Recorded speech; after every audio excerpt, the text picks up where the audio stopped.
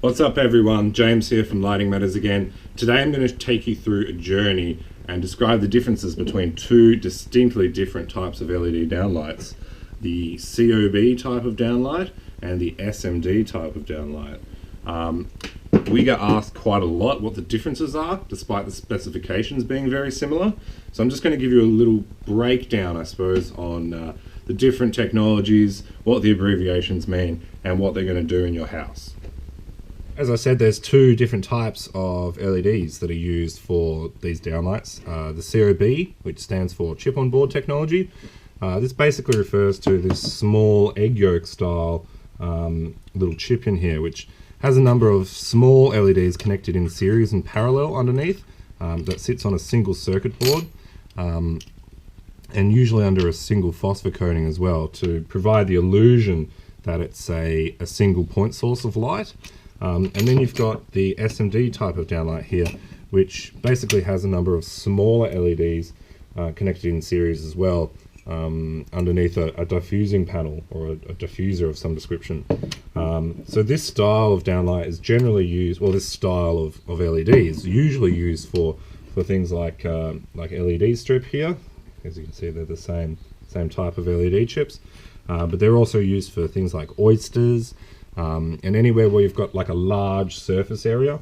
So basically what you've got is these two different types, and one of the main problems that we encounter with the SMD style of downlight is the diffuser, or the restrictions because of the diffuser.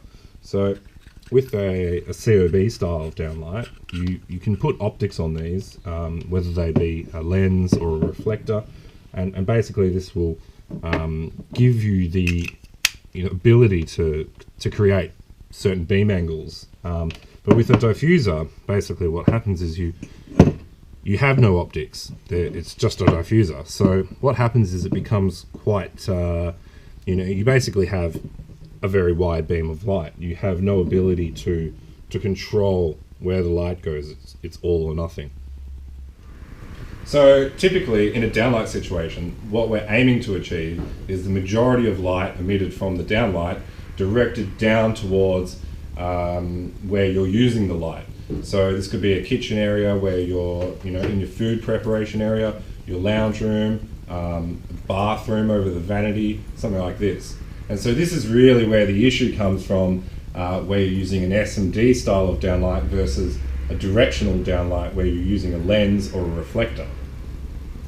So when we're using an SMD style of downlight, we're restricted to having quite a wide beam angle, mainly because of the lack of optics. So as you can see here, where this is the SMD style of downlight, and you can see it's a very wide beam. It's almost emitting at a good 180 degrees, versus the COB style of downlight, which is much more directional, a little bit more like a flashlight.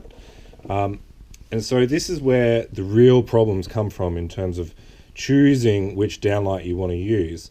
There's this thing called the inverse square law that says that light intensity measured at a particular distance is inversely proportional to the square of the distance from the light source. So this is probably a little bit hard to put together in your head, but here's a pretty easy way of thinking of it. If you double the distance away from the light source, you're effectively receiving a quarter of the light, or light intensity.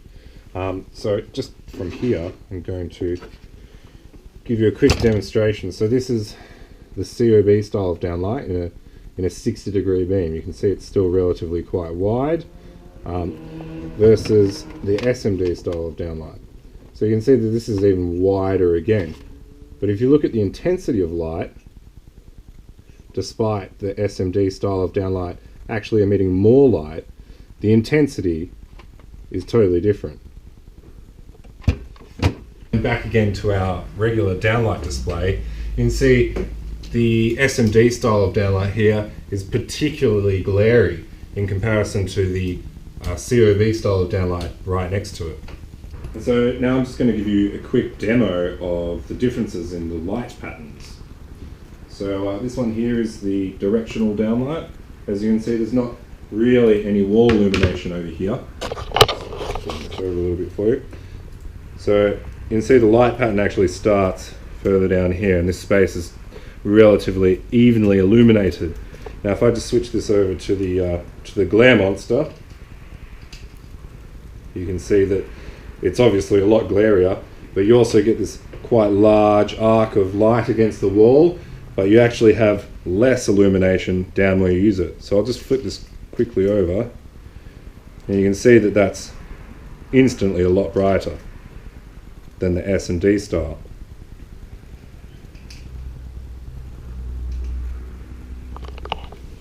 So the next final kind of important part of these two downlights is the amount of heatsink required.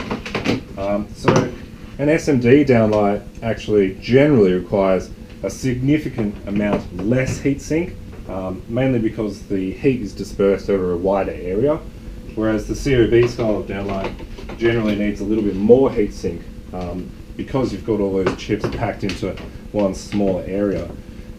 In both of these situations, the amount of heatsink is relatively similar, but the SMD obviously sits a lot flusher, whilst the COB has a longer, elongated heatsink.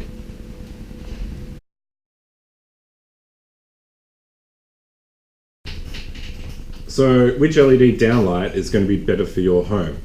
Well, it really comes down to your specific situation. The SMD style of downlight is going to give you a wider beam of light, and it's a really a one-size-fits-all approach to installing LEDs, given the very minimal clearance required.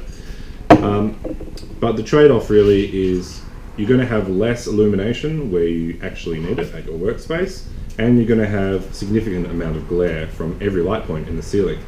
Whereas the COB style of downlight and the control that comes with using reflectors and optics is going to give you ultimately a much better result, better direct illumination, and depending on the ceiling height, anything, the higher you go, the more narrow the beam angle goes, and you still get the same amount of illumination at the desk. So thanks very much for watching. If you have any questions, please drop them down in the comments, and we'll be sure to respond. Thanks very much.